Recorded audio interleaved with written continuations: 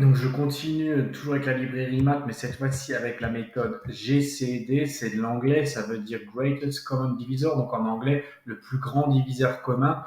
C'est pour trouver le plus grand diviseur commun entre deux nombres.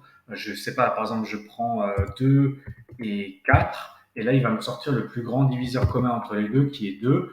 Si je prends, je sais pas, moi je prends par exemple 6 et 18, il va me trouver le plus grand diviseur commun entre les deux, c'est 6.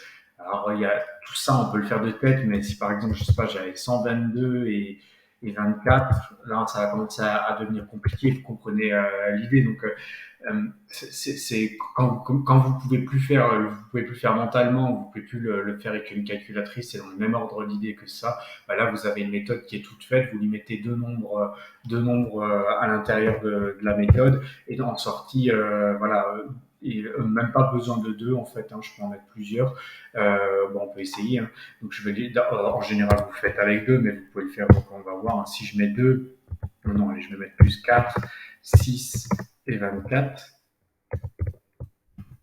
Le plus grand diviseur commun entre tout ça, c'est 2. Donc voilà un peu l'idée. Donc ça peut être utile en data science. Je vais terminer une dernière vidéo avec celui-ci.